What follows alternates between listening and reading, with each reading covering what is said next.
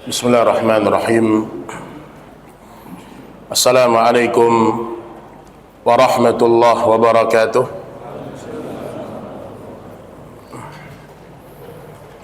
Alhamdulillahi rabbil alamin. Wassalatu wassalamu ala nabiyyina Muhammadin wa ala alihi wa sahbihi wa man sara ala nahjihi wa tamassaka bi sunnatihi ila yaumiddin. Ya ayyuhalladzina amanu taqullaha haqqa tuqatih wa la tamutunna illa wa antum muslimun. Ya ayyuhan nasu taqu rabbakumul ladzi khalaqakum min nafsin wahidah wa khalaqa minha zawjaha wa batha minhuma rijalan katsiran wa nisaa'a wattaqullaha alladzi tasaaluna bihi wal arham innallaha kana 'alaikum raqiba. Amma ba'du, kaum muslimin dan muslimat, ikhwan dan akhwat rahimani wa rahimakumullah. Pada malam hari ini kita bersyukur kepada Allah Subhanahu wa taala yang selalu mencurahkan kepada kita nikmat iman dan nikmat Islam, sesuatu yang paling berharga dalam hidup kita, sesuatu yang tidak pernah bisa dinilai dengan harta-harta dunia. Sampai Allah Subhanahu wa taala menyebutkan dalam Al-Qur'an, "Wa man a'rada 'an dzikri fa inna lahu ma'isyatan dhanka." Barang siapa yang berpaling dari peringatanku, berpaling dari ayat-ayat Allah, berpaling dari sunnah-sunnah Rasulullah sallallahu alaihi wasallam, fa inna lahu ma'isyatan dhanka, maka kelak di hari kiamat dia akan mendapatkan kehidupan yang sempit di dunia dan di akhirat. Baik, pada malam hari ini jemaah sekalian rahimani wa rahimakumullah, kita akan membahas sebuah hadis yang sahih tentang kondisi orang-orang yang bermuka dua di dunia. Kondisi di mana seorang terlihat alim, namun hakikatnya dia seorang pelaku dosa dan maksiat. Zahirnya manusia dia terlihat soleh, manusia memandang dia orang baik, manusia memandang dia orang-orang soleh. Namun Allah Subhanahu wa taala mengatakan, innahu alimun bidzatis sudur, sesungguhnya Allah yang paling tahu tentang isi hati seorang hamba. Baik, kita bacakan hadis Rasul kita sallallahu alaihi wasallam yang mulia yang diriwayatkan oleh Al-Imam Ibnu Majah dan disahihkan oleh Syekh Albani dalam As-Silsilah As-Sahihah.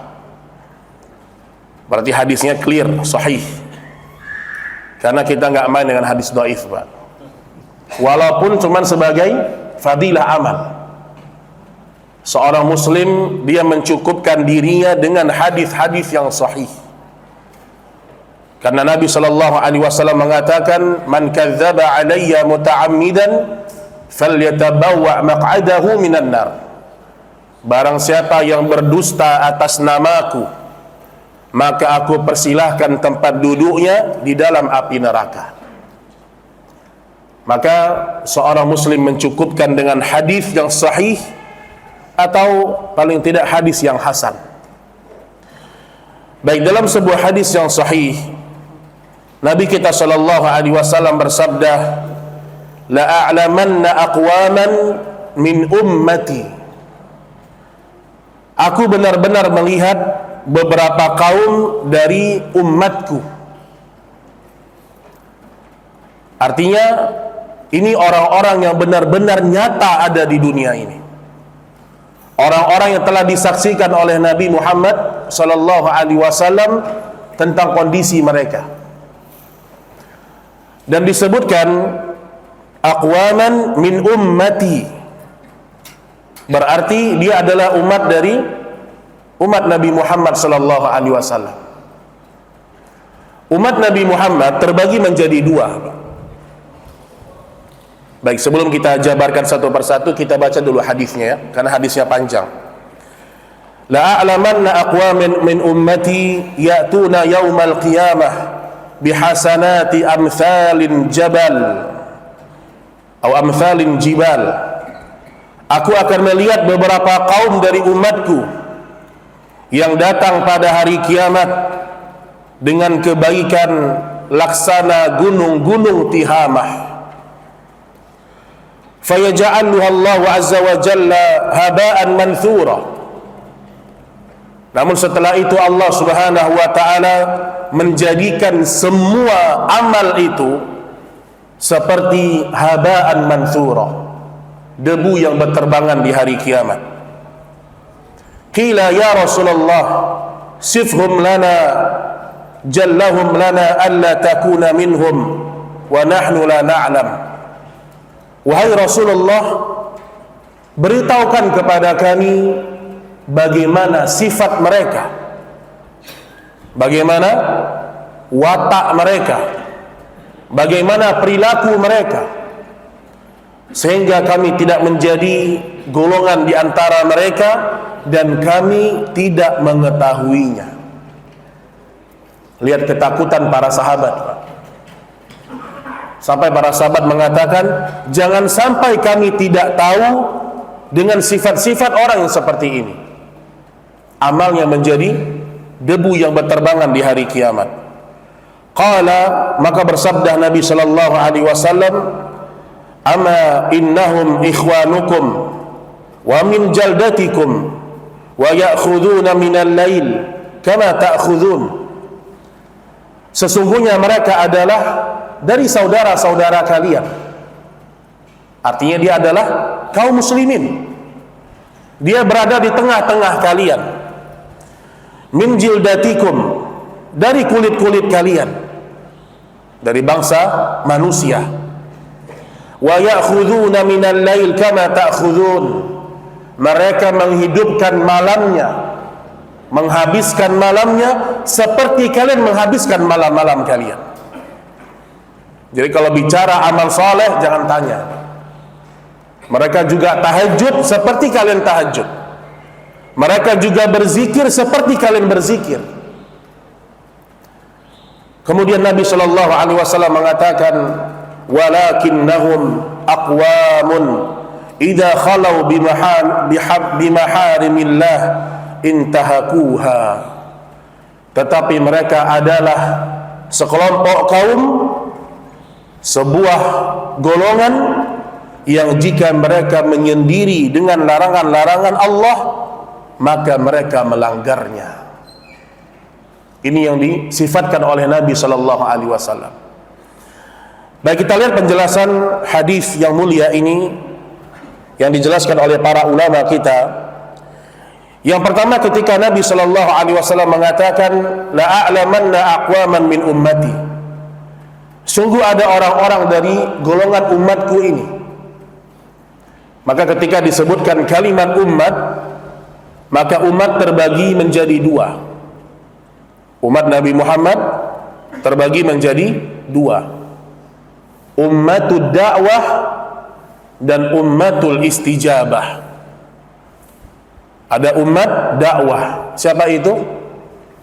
Umat Nabi Muhammad sallallahu alaihi wasallam yang mereka belum masuk Islam. Artinya mereka perlu didakwahkan. Itu jenis umat yang pertama.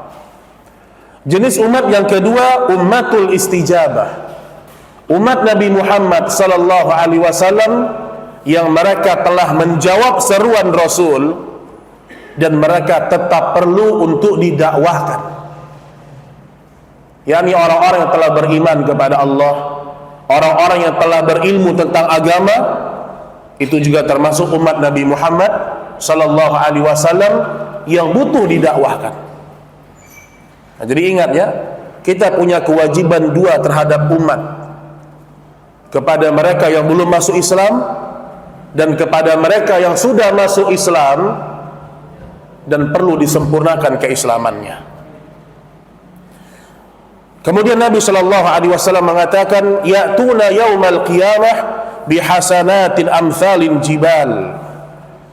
Mereka akan datang di hari kiamat dengan amalan-amalan sebesar gunung Tihamah. Gunung yang sangat besar, Pak. Jadi bukan orang-orang yang sedikit amalnya, bukan. Bukan orang-orang yang terlambat sholat. Dia bukan orang-orang yang malas membaca Quran. Bukan orang-orang yang malas bersedekah, tidak. Buktinya Nabi sebutkan amal dia sebesar gunung Tihamah.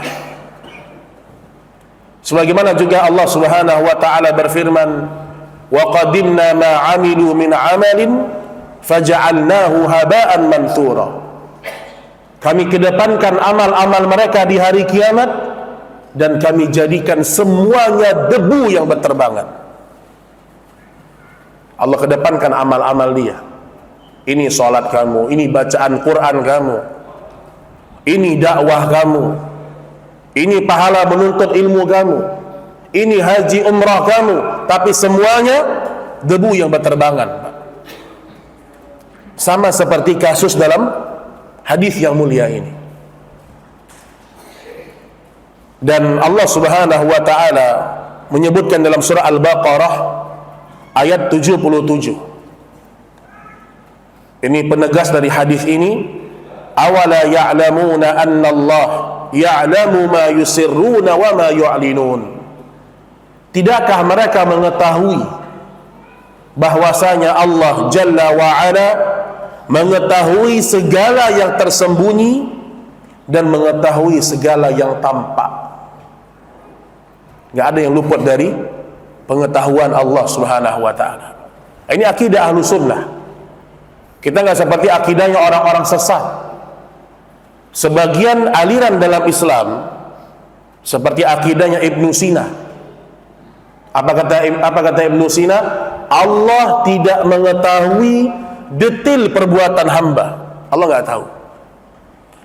Allah tidak mengetahui kapan seekor sapi itu mengeluarkan kotorannya. Karena mereka punya akidah itu urusan yang remeh-temeh, Allah nggak ikut campur, kata mereka. Ahlussunnah tidak, Pak. Ahlussunnah meyakini Allah mengetahui semua perbuatan hamba. Sampai perbuatan yang paling kecil Allah mengetahuinya. Fama ya'mal mithqala dzarratin khairan yarah. Barang siapa yang melakukan kebaikan sebesar zarrah, Allah melihatnya, Allah menghitungnya di hari kiamat. Begitu juga dengan perbuatan-perbuatan yang buruk. Berarti gambaran dari hadis ini orang-orang yang beramal soleh, orang-orang yang hebat ibadahnya. Kemudian Nabi Shallallahu Alaihi Wasallam mengatakan, "Fayaj'aluha Allah Azza wa Jal haba'an manthura." Dan ternyata semua amal itu Allah jadikan debu yang berterbangan. Ada beberapa sebab rusaknya amal seorang hamba. Pertama, adamul ikhlas. Tidak ada keikhlasan di dalam amal itu. Maka kita ini jangan cinta kepada ketenaran, Pak. Jangan cinta kepada popularitas. Kalau istilah para ulama, hubbuz zuhur. Cinta dengan popularitas. Senang diangkat-angkat orang, senang disebut-sebut orang, senang terdepan dalam setiap urusan. Enggak. Hubbuz zuhur, menampakkan di hadapan orang lain kita orang saleh, ini sesuatu yang bisa merusak keikhlasan dalam segala hal. Makanya adamul ikhlas ini membuat amal itu sia-sia. Dan orang-orang yang ikhlas itu memiliki ciri-ciri. Ada ciri-cirinya. Yang pertama, mereka tidak cinta dengan pujian. Mereka tidak cinta dengan pujian. Yang kedua, mereka bukan orang yang suka disebut-sebut atau suka menyebut-nyebut kebaikannya. Dalam segala hal. Termasuk dalam ranah dakwah ini, dia nggak suka disebut-sebut dia. Sebagaimana Allah Subhanahu wa taala ketika menegur sebagian orang di masa para sahabat. atau sebagian orang-orang merasa berjasa dengan keislamannya, Pak. Yamunnuna 'alaika an aslamu. Ya Muhammad, mereka merasa berjasa dengan keislamannya, merasa punya andil dalam dakwah, merasa kebaikan ini besar gara-gara saya. Tidak. Makanya sifat-sifat seperti ini bisa merusak keikhlasan. Kemudian penyebab kerusaknya amal yang kedua, seorang ketika melakukan amal saleh, dia tidak ittiba', dia tidak kembali kepada dalil. Ini penting. Selalu kita ulang-ulang, di hati orang beriman, wahyunya Allah lebih tinggi dari apapun, Pak. Lebih tinggi dari ucapannya para imam, lebih tinggi dari fatwa-fatwa para ulama. Sampai kata Imam Malik rahimahullahu ta'ala, kullu radun wa mardudun illa sahibah hadzal qabr. Setiap ucapan boleh ditolak dan boleh diterima kecuali ucapannya penghuni kubur ini. Maka ketika beramal, tolong pastikan dalilnya, Pak. Pastikan dalilnya. Karena jangan sampai kita capek-capek beramal ternyata tidak ada tuntunannya. Buat apa? Karena amal yang seperti itu akan menjadi debu yang berterbangan di hari kiamat. Apalagi kalau amal itu berkaitan dengan tauhid. Contoh, sebagian para ulama mengkritik seorang yang suka minta doa sama orang lain. Tanya sama antum, boleh nggak kita minta doa kepada sesama muslim, Pak? Dalilnya apa, Pak? Hah? Dalilnya mana? Kita boleh minta doa kepada sesama muslim. Mendoakan iya, kita saling mendoakan. Tapi kita minta doa. Dalil Uwais Al-Qarni.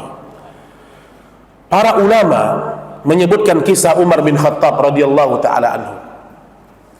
Ketika Nabi sudah wafat, Abu Bakar sudah wafat, maka datanglah manusia berbondong-bondong kepada Umar bin Khattab. Mereka mengatakan, ya Amirul Mukminin, berdoalah kepada Allah agar dimudahkan urusan-urusan kami. Umar marah, Pak. Umar mengatakan, saya ini bukan Nabi. Subhanallah. Kalau kalian punya hajat, angkatlah kedua tangan kalian, memohonlah kepada Rabb yang maha tinggi. Wa idza sa'alaka ibadi anni fa inni qarib. Kalau hambaku meminta kepadaku, maka sesungguhnya aku ini dekat. Para ulama menyebutkan, Umar bukan mengharamkan perbuatan itu, tapi Umar bin Khattab radhiyallahu anhu mengajarkan kepada penduduk Madinah agar mereka senantiasa langsung memohon sama Allah. Boleh antum minta doa kepada saudara seiman, boleh. Tapi yang paling terbaik, kita langsung mohon kepada Allah Subhanahu wa ta'ala. Karena di situ manusia juga banyak terjatuh kepada kesyirikan. Mereka menganggap mereka sedang bertawassul, namun tawassul yang mereka lakukan adalah penyimpangan syariat. Baik, oleh karena itu di antara sebab tertolaknya amal seorang hamba, mereka tidak mengikuti jalannya para rasul dan jalannya para sahabat. Kemudian mereka bertanya, ya Rasulullah, sifhum lana, sifatkan kepada kami bagaimana sifat-sifat mereka. Lihat di sini fiqhul hadisnya para sahabat. Para sahabat Nabi Shallallahu Alaihi Wasallam, mereka orang yang selalu ingin mengetahui apa yang membuat mereka bisa binasa di hari kiamat. Ini para sahabat, Pak. Mereka ketika mendengar ancaman-ancaman dari Nabi Shallallahu Alaihi Wasallam, mereka orang terdepan. Dan di sini terlihat para sahabat itu fokus kepada dirinya masing-masing. Kata Syekh Muhammad bin Shalih Al Utsaimin, di antara manhajnya salaf ketika disebutkan tentang dosa dan maksiat, yang pertama dia lihat dirinya.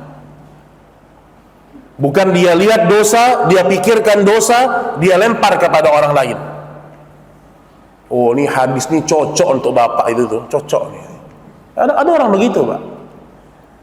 Ada orang ketika mendengar ancaman masalah ghibah, ancaman dosa lisan, dia ambil hadis itu bukan untuk diri dia, tapi untuk orang lain. Padahal dulu para sahabat, mereka beragama, mereka ingin selamat di dunia dan di akhirat. Ini sifatnya para sahabat. Lihat bagaimana Umar bin Khattab radhiyallahu taala anhu ketika Nabi Shallallahu alaihi wasallam menceritakan tentang kisah atau kondisi orang-orang munafik. Nabi sebut satu-satu, Pak, nama-nama orang munafik kepada Hudzaifah ibnul Yaman. Sampai Hudzaifah ini diberikan gelar oleh Nabi Sirrun Nabi, orang yang menyimpan rahasianya Rasul, Pak. Nggak sembarang orang. Ketika Nabi Shallallahu alaihi wasallam menyampaikan nama-nama orang munafik, Umar bin Khattab orang yang paling khawatir, ketakutan dalam dirinya. Itu orang selevel Umar bin Khattab. Gak ada dia merasa suci, gak ada merasa dia, oh saya udah ngaji, oh saya sahabatnya Rasul. Gak ada itu, Pak. Dan selalu kita ulang-ulang, manhajus salaf itu orang yang paling takut sama Allah. Manhajus salaf orang yang paling lembut kepada sesama manusia. Manhajus salaf adalah orang yang paling cinta kepada persatuan. Manhajus salaf bukan sekedar penampilan, bukan. Bukan sekedar penampilan. Seorang merasa cukup dengan udah berjenggot, udah nggak yasinan, udah nggak maulidan, kaki celana cingkrang, oh saya salafi. Tapi gibah masih jalan, maksiat ketika sendiri masih jalan, dosa lisan terus dilakukan. Ini bukan seorang salafi, Pak. Kecintaan kepada dunia semakin besar. Lihatlah para ulama kita hidup, bagaimana dunia itu tidak melenakan mereka dari akhirat, Pak. Karena salah satu sebab seorang terjatuh kepada dosa dan maksiat ketika mereka cinta kepada dunia yang berlebihan. Makanya pernah Ibunda Aisyah radhiyallahu taala anha, beliau diberikan sebuah kasur yang bagus.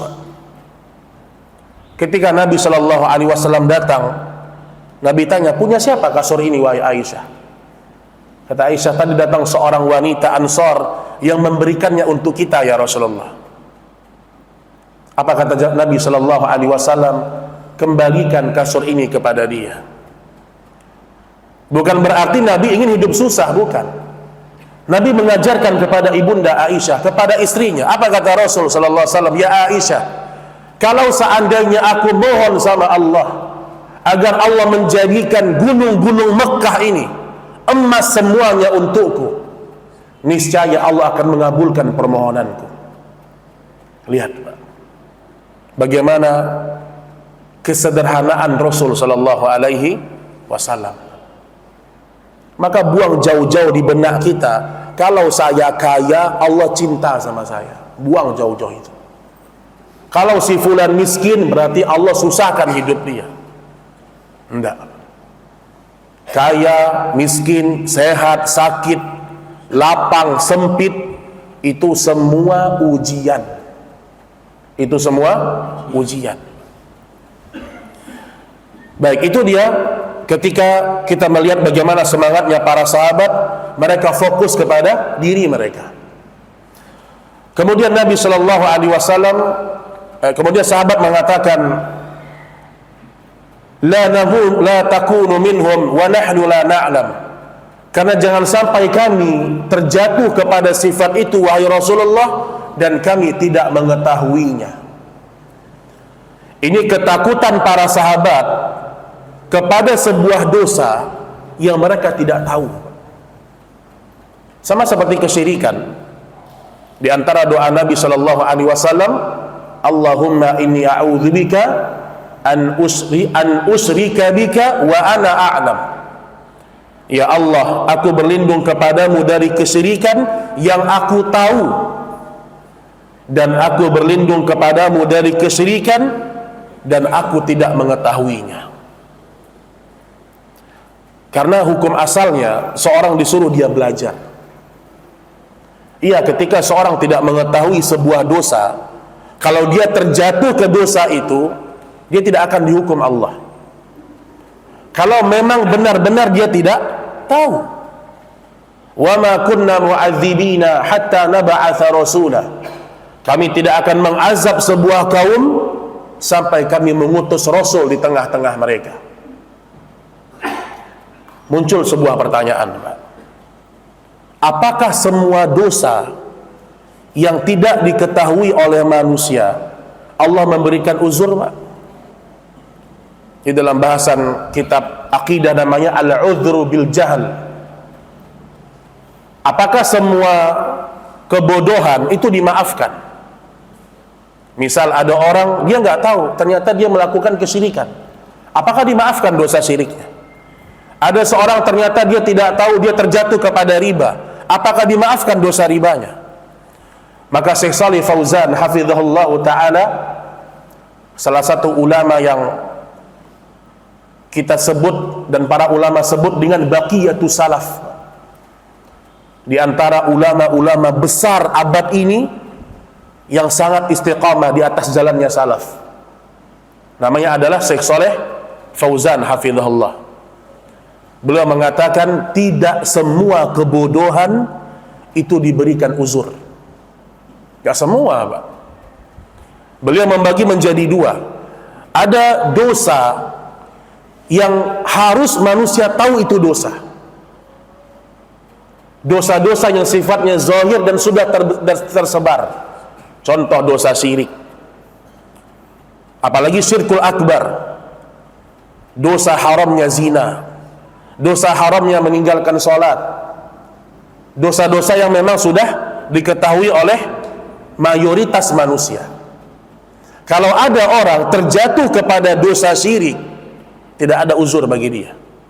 Ini kata Syekh Shalih Fauzan hafizahullah, dalam syirik yang benar-benar jelas. Namun ada dosa yang manusia diberikan uzur di dalamnya. Itu rincian-rincian yang berkaitan dengan dosa. Misal perbuatan riba. Ribanya ini perbuatan haram. Tapi banyak permasalahan orang tidak tahu, Pak. Oh, ternyata selama ini transaksi saya ini adalah riba. Itu dimaafkan Allah. Karena itu rincian-rincian yang tidak semua orang mengetahui. Maka perlu kita lihat dosa apa yang dia lakukan. Dosa apa yang dia lakukan. Tidak semua uzur bil jahal ini diterima dalam syariat kita. Dan termasuk juga orang-orang yang baru masuk Islam. Mereka diberikan uzur oleh Allah untuk tidak mengetahui sementara waktu hal-hal rincian agama. Contoh ketika para sahabat mereka datang kepada Nabi sallallahu alaihi wasallam mengatakan, "Ya Rasulullah, ij'al lana dhatu anwat kama lahum dhatu anwat." Ya Rasulullah, buatkan juga kami dhatu anwat. Jadi semacam pohon, di pohon itu orang-orang musyrik meletakkan senjata-senjata mereka karena ada keyakinan barokah dan seterusnya. Kata para sahabat, buatkan juga kami seperti ini ya Rasulullah. Ini kan kalimat kekufuran. Tetapi Nabi tidak mengkufurkan para sahabat. Kenapa? Karena pada waktu itu mereka baru masuk Islam. Tapi sekarang ada orang baru masuk, dia sudah masuk Islam bertahun-tahun, Pak. Tetap juga namanya mu'allaf, Masya Allah, Pak. Kapan ente masuk Islam? 2010. Itu bukan mu'allaf lagi, Pak. Gak ada itu. Udah 10 tahun masuk Islam, tetap nggak tahu mana halal, mana haram. Padahal agama ini terang, Pak. Terang agama ini. Lailuha kanahariha. Islam itu malamnya seperti siangnya. Faminhum man hadallah, di antara mereka ada yang mendapatkan hidayah, dan di antara mereka ada yang disesatkan jalannya oleh Allah Subhanahu wa taala. Kemudian Nabi sallallahu alaihi wasallam mengatakan, "Ama innahum ikhwanukum wa min jildatikum." Mereka adalah saudara-saudara kalian. Jadi yang pahalanya berterbangan di hari kiamat itu adalah saudara-saudara kalian. Nabi berbicara tentang umat. Nabi berbicara tentang kondisi orang-orang yang rajin ibadah. Kemarin saya lihat ada cuplikan seorang ustadz, ya. Bukan seorang ustadz, ya. Seorang yang dianggap ustadz karena akidahnya sesat, Pak. Setiap kajian dia sibuk membahas sesatnya Wahabi, sesatnya Salafi. Terus dia menjabarkan yang berkaitan dengan hadis iftiraqul ummah. Yahudi terpecah menjadi sekian, Nasrani sekian, Islam 73. Dia bilang di situ 72-nya masuk neraka, satunya masuk surga. Yang 72 ini bukan Islam, kata dia. Bukan Islam. Yang satu ini yang Islam. Nanti terpecah. Ada Asy'ariyah, ada Wahabi, ada Muhammadiyah lah, ada golongan-golongan Islam. Dan dia bilang, maka lihat yang sawadul a'zam, kata dia. Lihat yang mayoritas orang ikut. Berarti akidah Asy'ariyah inilah akidah yang benar, kata dia. Lihat pemahaman, Pak. Dari mana dia mengatakan 72 golongan ini di luar Islam? Padahal Nabi mengatakan umatku terpecah menjadi 73. Berarti semua umat Nabi Muhammad ini. Satu yang masuk surga, yang 72-nya masuk neraka. Tetapi mereka orang-orang kaum muslimin. Makanya para ulama ketika berbicara tentang Khawarij, mereka tidak mengkafirkan Khawarij. Ini pendapat yang paling kuat. Karena Ali bin Abi Thalib mengatakan, innahum ikhwanuna baghaw alaina. Sama seperti dalam hadis ini. Orang-orang Khawarij dia adalah saudara-saudara kita, tapi mereka melampaui batas dalam agama ini. Sama seperti hadis ini. Mereka adalah saudara-saudara kalian yang melakukan dosa dan maksiat ketika sendirian. Ini, Pak, berat ini coba. Kalau kita bisa bertakwa kepada Allah ketika di dalam keramaian, itu hal yang biasa, Pak. Tapi coba kita dihadapkan ketika kita sendiri. Gak ada mata yang melihat, tidak ada kamera yang merekam. Maka lihat, itulah diri kita yang sebenarnya. Kata Al-Imam Ibnu Qayyim rahimahullahu ta'ala, dirimu yang sebenarnya adalah ketika engkau sendirian. Itu diri kita yang sebenarnya. Istri nggak ada di rumah, anak-anak nggak ada di rumah, kita sendiri rumah kita. Ngapain kita di situ? Atau kita sedang safar keluar kota sendirian, tidak ada istri, tidak ada anak-anak. Bagaimana kita ketika sendirian? Maka di dalam surah Fussilat ayat 22 sampai 23, Allah Subhanahu wa taala berfirman, "Wa ma kuntum tastatiruna ay yashhada 'alaikum sam'ukum wala absarukum wala juludukum." Kalian sekali-kali tidak dapat bersembunyi dari persaksian pendengaran, penglihatan, dan kulit kalian terhadap kalian, tetapi kalian mengira bahwa Allah tidak mengetahui kebanyakan dari apa yang kalian kerjakan.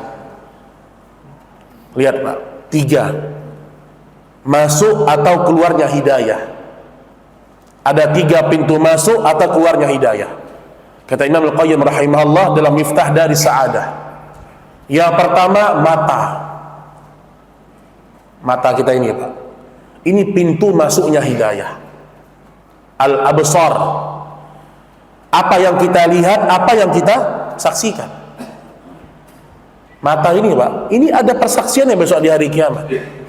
Apa yang kita lihat di HP kita, apa yang kita lihat ketika kita jalan, ingat itu.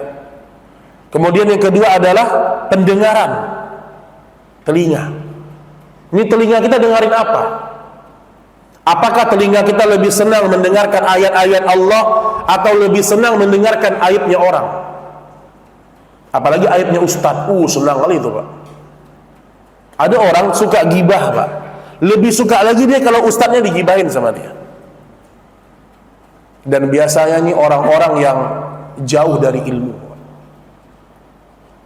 Makanya ahlu sunnah Pak, ada bukunya Syekh Abdul Razak Al-Badr hafidhullah ta'ala, dan juga para ulama tulis yang semakna ya, rifqan ahla sunnah bi ahli sunnah, berlemah lembutlah wahai ahlu sunnah dengan ahlu sunnah.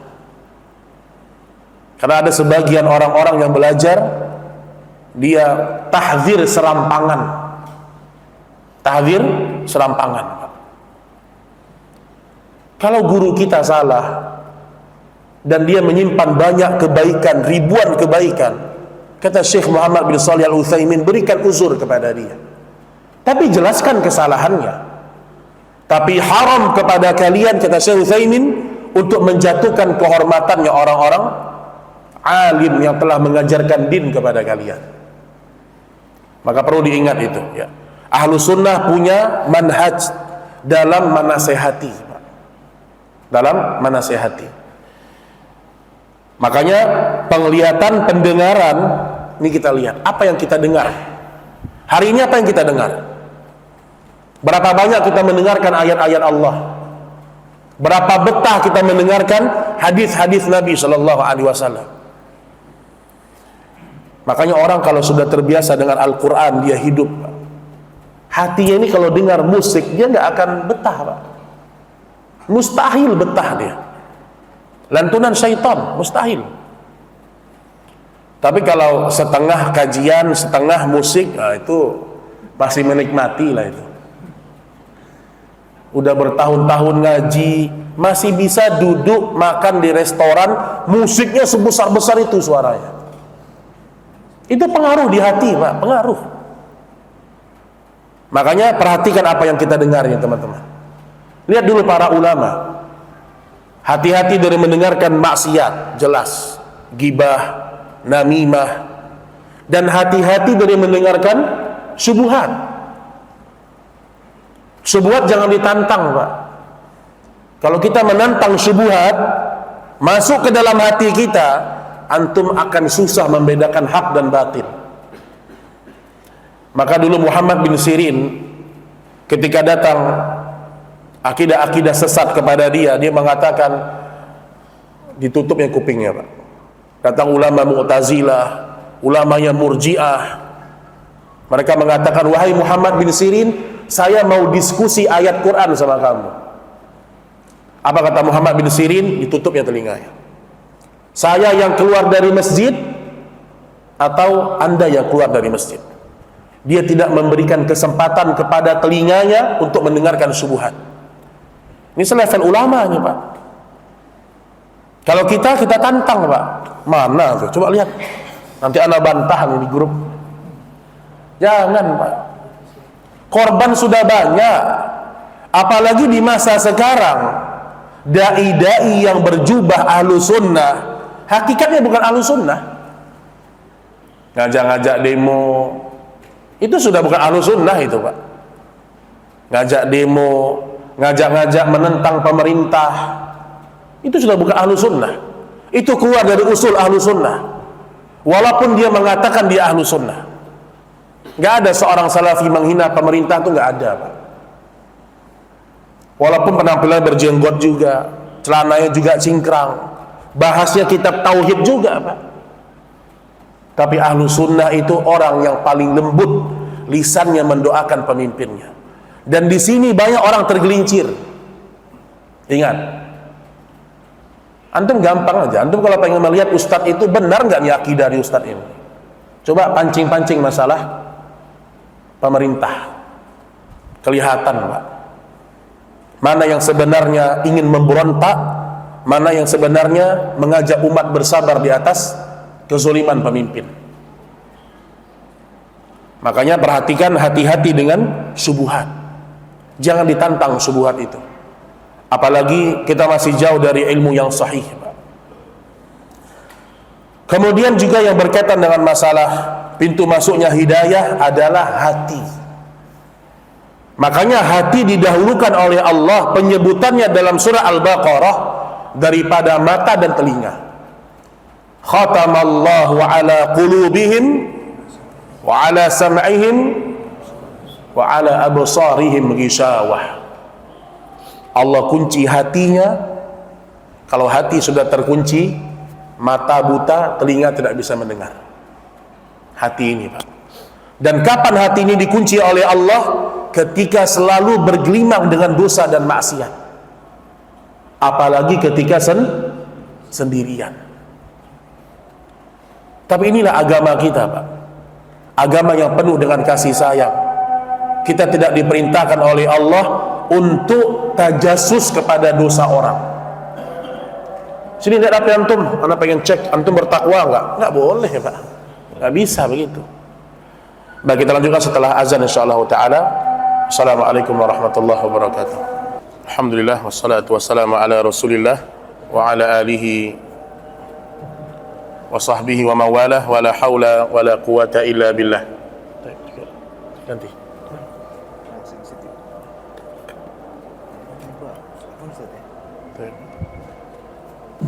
Ini lebih jelas ya.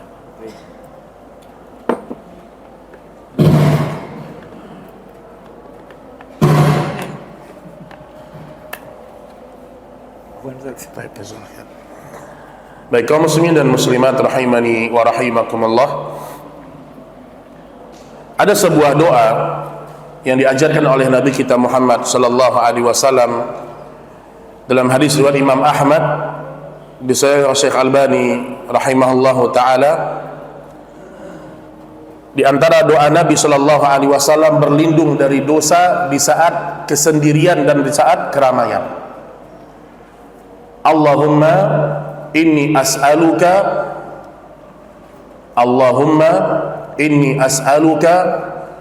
khasyataka fil ghaibi wasyahadah.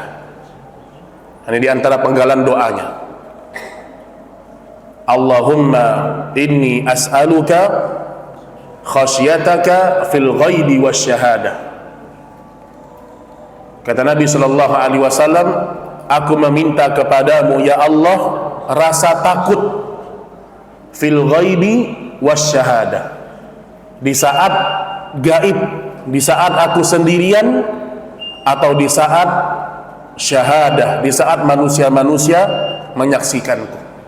Minta kepada Allah doa ini, Pak.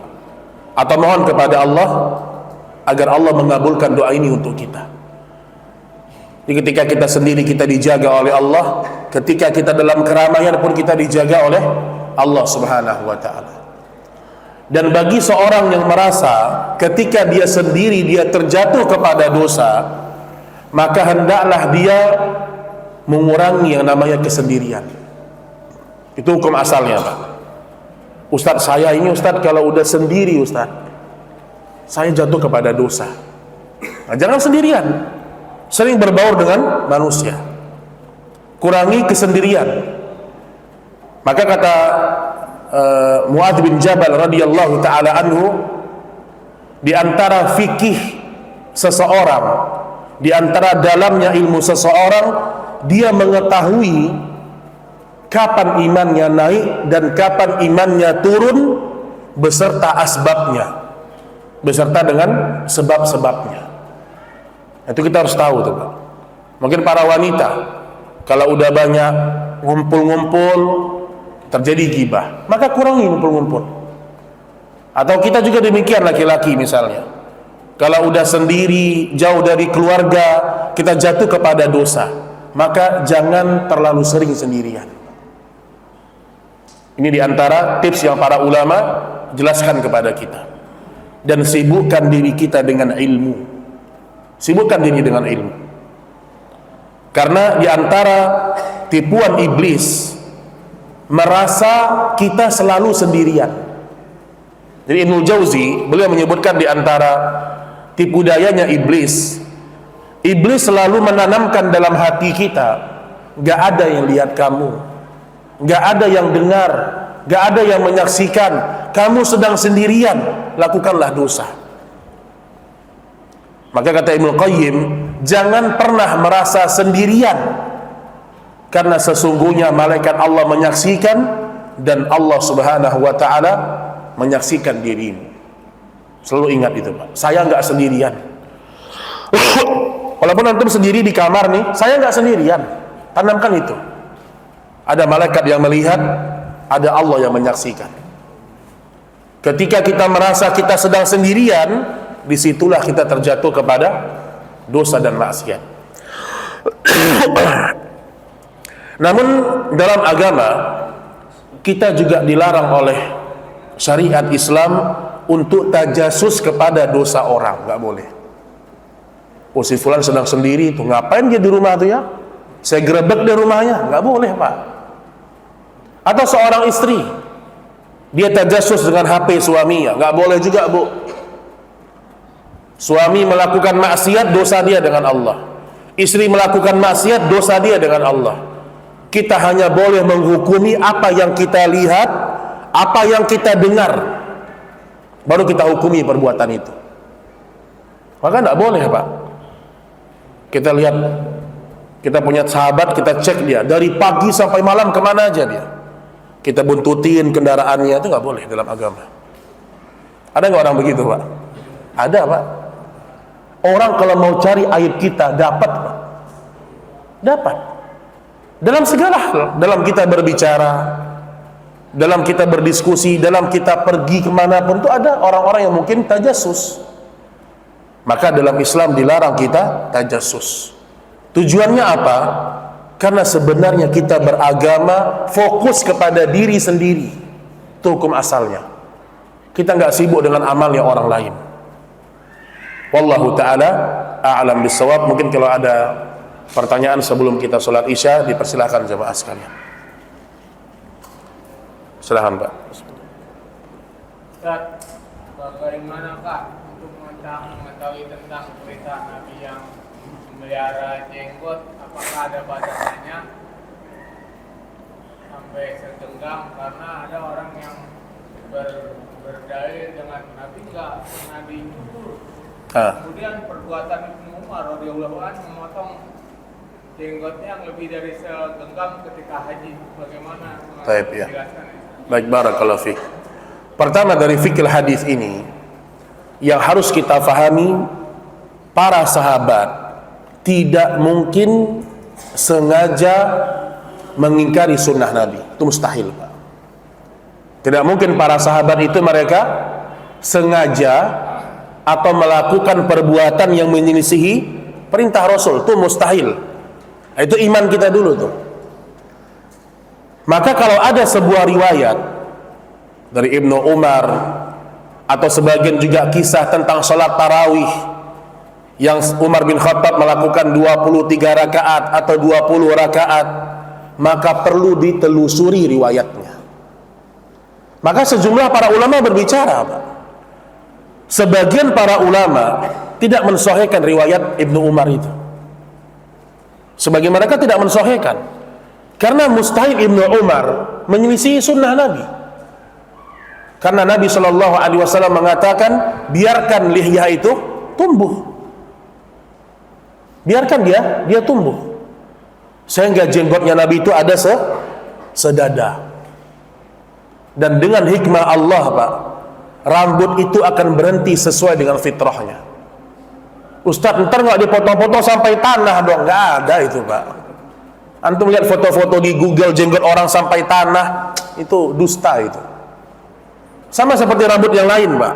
Alis mata ini akan berhenti ketika sudah di atas fitrahnya. Ada alis mata sepanjang jenggot, Pak? Ada?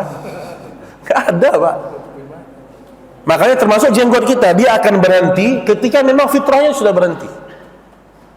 Makanya sebagian ulama tidak mensahihkan riwayat itu. Nah, adapun ulama yang mensahihkannya, tetap mereka mengatakan individu sahabat tidak maksum. Ingat, dalam usul akidah kita, individu perbuatan sahabat tidak maksum. Tapi ijma'nya para sahabat itu maksum. Kalau individu mereka melakukan kesalahan, Pak. Sahabat fulan, ada yang tidak ikut di perang Badar, ada yang tidak ikut di perang Tabuk, ada yang tidak ikut, sehingga Allah turunkan ayat. Itu individu para sahabat. Tapi kalau ijma'nya para sahabat itu maksum. Wa may yushaqiqir rasul min ba'di ma tabayyana lahul huda wa yattabi' ghayra sabilil mu'minin.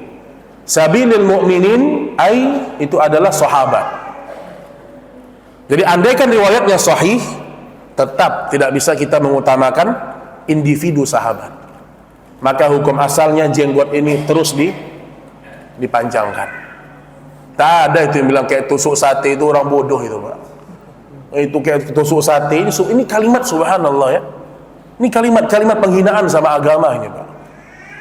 Makanya antum jangan mau ditakut-takutkan dengan nama, jangan. Oh, tapi ada fatwa ulama Mesir, ada fatwa ulama ini. Dalil lebih utama daripada fatwa, Pak. Fatwa ada ribuan yang salah, Pak. Tapi dalil sahih itu yang menjadi pegangan kita.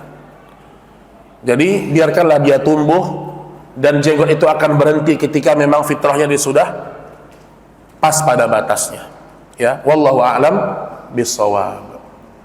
Baik, masih ada? Ya, silakan.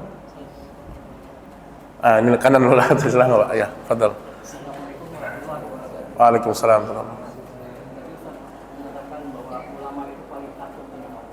Iya. Dalam istilah takut ini ada dua makna takut. Ada khauf, ada zalika Khasyah. Nah. Membedakan ini kan gimana caranya? Baik, masya Allah. Assalamualaikum warahmatullahi wabarakatuh. Waalaikumsalam. Allah ketika berbicara tentang para ulama, Allah menggunakan kalimat khasyah, khusyuk. Innama yakhshallah min ibadihil ulama. Sesungguhnya hanya ulama lah yang takut khusyuk kepada Allah Subhanahu wa taala. Jadi perbedaan khauf dengan khasyah itu ada beberapa. Pertama, al-khauf, takut, ini maknanya masih umum. Ada orang takut karena efek ancaman. Jadi maknanya ini umum, khauf ini, Pak. Ada takut yang tercela, ada takut yang terpuji. Ada orang takut dengan dukun, ini takut yang tercela. Makanya kalimat khauf dipakai dalam segala hal. Tapi kalau kalimat khasyah itu hanya dipakai dalam perkara-perkara yang terpuji. Contoh ulama tadi, Allah memakai kalimat khasyah. Sesungguhnya yang takut kepada Allah khusyuk itu hanyalah para ulama. Jadi kalau khauf ini maknanya masih umum. Tapi kalau khasyah ini rasa takut yang muncul karena ketundukan dan kepatuhan. Dan khasyah lebih tinggi daripada al-khauf. Itu kata para ulama. Dan al-khauf itu lebih menggambarkan sesuatu yang akan datang. Maka Allah mengatakan wala khaufun alaihim wala hum yahzanun. Mereka tidak takut, maksudnya tidak takut dengan apa yang akan datang, takdir-takdir mereka, dan tidak pula bersedih hati dengan sesuatu yang sudah lampau. Jadi al-khauf ini lebih umum, tapi al-khasyah ini yang lebih tinggi kedudukannya, Pak. Maka Nabi mengatakan as'aluka khasyataka. Nabi nggak pakai kalimat khauf. Aku meminta kepadamu ketakutan, ketundukan, kepatuhan dalam keadaan sendiri atau dalam keadaan keramaian. Jadi kalau khasyah itu dalam bahasa kita lebih ke khusyuk. Khusyuk. Jadi rasa takut yang menimbulkan cinta, itu khasyah, Pak. Kita kalau takut kepada Allah, kita akan mendekat kepada Allah. Beda dengan makhluk. Kita kalau takut sama pemimpin kita, penguasa yang zalim, kita akan menghindar, ya atau tidak? Itu khauf namanya. Tapi kalau khasyah, semakin kita takut, semakin kita mendekat. Itulah khosyah seorang hamba kepada Allah. Wallahu a'lam bishawab. Ya, silakan, Pak. Menyebarkan berita statement yang salah itu apa bentuk tajasus? Menyebarkan berita yang keliru. Iya. Apakah bentuk tajasus? Bentuknya ya, baik. Di negeri kita mudah sekali menyematkan seorang sebagai ulama. Oh iya, Apakah ada kriteria khusus di dalam syariat seorang itu dikatakan sebagai ulama? Baik, Masya Allah. Mungkin yang terakhir ya. Pertama adalah menyebarkan berita-berita dusta. Ini bukan lagi tajassus, masuk kepada ranah semua keburukan. Di situ gibahnya, di situ ada namimahnya, di situ membongkar aib saudara, termasuk juga mengorek-ngorek dosa seseorang. Ini nggak boleh, Pak. Jangan semua berita dapat kita sebar, berita dapat kita sebar. Apalagi berkaitan dengan kemaslahatan orang banyak. Makanya orang-orang beriman tidak semua yang dia dengar dia sampaikan sama orang. Kafa bil mar'i ithman ayyudayyi may yaqut. Kafa bil mar'i ithman ayyaqula ma sami'ah. Cukuplah seorang hamba dikatakan berdosa dia ketika dia selalu menyampaikan apa yang dia dengar. Dengar tentang ini, sampaikan. Padahal belum dia cross check. Andaikan berita itu benar, berita itu, kita pikir lagi, ada nggak maslahat untuk menyampaikannya? Berita benar saja, Pak, itu belum tentu boleh kita sebarkan. Apalagi berita dusta. Apalagi kedustaannya atas nama agama. Rasulullah bersabda, sholat Rajab, sholat Sya'ban, macam-macam. Ini dusta atas nama Nabi, Pak. Lebih besar lagi dosanya. Kemudian yang kedua, berkaitan dengan kriteria ulama. Oh, di Indonesia ini gampang, Pak, jadi ulama, Pak. Gampang. Jadi ustadz gampang, jadi ulama gampang. Antum tahu mau jadi ustadz antum? Gampang. Antum tiap hari posting masalah status agama, posting tiap hari. Nanti sesekali antum bikin di bawah nama antum. Lama-lama tersebar, oh ustadz ini. Coba aja, Pak. Karena udah banyak jadi korban. Saya punya teman, saya tahu dia nggak bisa bahasa Arab. Saya tahu dia ini orang awam, Pak. Tapi dia punya fulus. Dia punya uang. Dia bangun pesantren, dia bangun masjid. Tiba-tiba ada poster ketua yayasan Ustadz Fulan. Dia jadi ustadz sekarang, saudara. Mentang-mentang ketua yayasan dakwah jadi ustadz, Pak. Mana bisa, Pak? Dan saya mendengar para ulama-ulama mereka mengatakan saya penuntut ilmu. Orang manggil dia syekh, dia merasa diri dia penuntut ilmu, Pak. Makanya di Indonesia ini sangat mudah, Pak. Jadi ustadz tuh gampang di Indonesia. Dekat sama ibu-ibu, masuk majelis taklim jadi ustadz. Gampang. Hafal 1-2 doa, baca terjemahan, sampaikan. Apalagi pandai memotivasi orang, jadi ustadz, Pak. Orang nangis-nangis dengar kajian dia, jadi ustadz, Pak. Lihat gampangnya menjadi ustadz di masa sekarang. Makanya kalau di zaman dulu, Pak, rekomendasi, Pak. Rekomendasi. Imam Ahmad merekomendasikan fulan boleh mengajar. Di zaman dulu seperti itu, rekomendasi dari orang alim. Sekarang enggak, sekarang dari jamaah. Oh, ini selera saya nih ustadznya nih. Besok undang lagi dia. Masya Allah. Dia pula menilai ustadz, Pak. Dia pula nilai ustadz.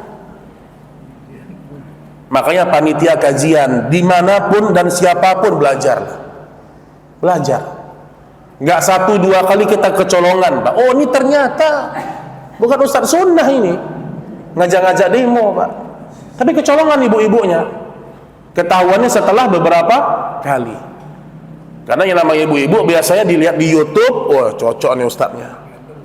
Ustadznya lembut ini, Masya Allah. Itu paling sering itu, Pak. Lembut, menyentuh hati. Imam Ahmad nangis Pak mendengarkan kajian yang orang Mu'tazilah. Nangis Imam Ahmad. Kata muridnya, boleh nggak kami duduk? Engkau nangis wahai Imam. Enggak, ini tangisan-tangisan dari syaitan, kata Imam Ahmad. Lihat Bapak Ibu. Jadi hati ini lemah, lembut, hati kita ini lemah Pak. Nah, apa kriterianya? Kriterianya sangat berat. Kalau di masa para salaf, mereka harus orang yang mengerti pertama dengan bahasa Arab. Kemudian mereka faham usul-usul syariat ini. Tahu mana nasikh mansukh, tahu mana am, mana khas. Dia tahu mana khilaf yang furu', mana khilaf yang usul. Dan itu perlu ilmu yang sangat dalam. Belum lagi dilihat akidahnya, manhajnya, lihat bagaimana sholatnya, banyak. Lihat bagaimana keilmuannya. Lihat Imam Ahmad menghafalkan 1 juta hadis, Pak. Imam Ahmad. Tapi yang paling penting kriteria seorang ulama yang Allah sebutkan dalam Al-Quran. Innama yakhshallah min ibadihil ulama. Orang yang takut kepada Allah, itulah ulama yang sebenarnya. Jadi setelah ulama menyebutkan standar keilmuan, mereka tutup dengan kesimpulan, setinggi apapun ilmunya, kalau tidak ada rasa takutnya kepada Allah, dia bukan ulama. Dia bukan ulama. Di Indonesia ini luar biasa Pak. Ustadz-ustadz yang sering ngajak sedekah. Ulama sedekah, Masya Allah. Lihat di Indonesia, gampang jadi ulama. Saya kemarin waktu di Yaman jemaah, ada seorang imam Pak, namanya Umar Doli'i, masih muda Pak, dan banyak juga anak-anak muda. Ini beliau sudah punya riwayat, sudah punya sanad. Mungkin kalau ke Indonesia jadi syekh besar gitulah ibaratnya. Tapi di Yaman dia masih dipanggil al-akh, bukan as-syekh Pak. Enggak, bukan as-syekh dipanggil al-akh, saudara Imam Fulan. Jadi sebagian negeri mereka berhati-hati mengangkat nama orang menjadi ulama. Al-ustadz, as-syekh itu hati-hati sekali. Dan karena pertanggungjawabannya berat di sisi Allah Subhanahu wa ta'ala. Jadi kembali kepada hal yang tadi, ulama ini adalah orang-orang alim, ilmunya luas. Ilmunya luas dan direkomendasikan oleh ulama juga. Anda melihat ulama-ulama masa sekarang. Syekh Shalih Fauzan, siapa yang merekomendasikannya? Syekh Utsaimin. Kata Syekh Utsaimin, itma'anna qalbi, hatiku tenang mendengarkan fatwanya Syekh Shalih Fauzan. Lihat bagaimana Syekh bin Baz memuji Syekh Albani. Jadi pujian-pujian para ulama juga dilihat. Jadi kalau ada ulama tidak pernah dipuji oleh ulama ahlu sunnah, ini ulamanya jangan-jangan meleset nih. Contoh yang masih hidup sekarang, Syekh Shalih Al-Maghamisi. Antum hati-hati dengar kajiannya. Syekh Shalih Al-Maghamisi. Karena masih banyak orang-orang awam, saya lihat, atau orang-orang yang udah ngaji Pak, setel Syekh Shalih Al-Maghamisi. Antum dengar kajiannya, Masya Allah lembut Pak. Dulu Imam Masjid Kuba dia dipecat karena dia mengatakan Syiah itu sama dengan ahlu sunnah, kiblatnya sama, nabinya sama. Tapi kalau antum dengarkan cuplikan kajiannya, nangis antum. Tapi akidahnya sesat. Namanya Syekh Shalih Al-Maghamisi. Belum lagi ada Syekh Kamil itu tuh, siapa yang anak muda, dia sering pakai kupluk kalau pengajian, Syekh dari luar. Ternyata akidahnya Asy'ariyah. Nah, jadi hati-hati juga ketika melihat ulama-ulama di luar. Karena tidak semua mereka berakidah ahlu sunnah. Wallahu ta'ala a'lam bissawab. Ini yang bisa kita sampaikan pada pertemuan ini. Wa sallallahu ala nabiyyina Muhammad. Subhanakallahumma wa bihamdik, asyhadu an la ilaha illa anta astaghfiruka wa atubu ilaik. Tsumma assalamu alaikum warahmatullahi wabarakatuh.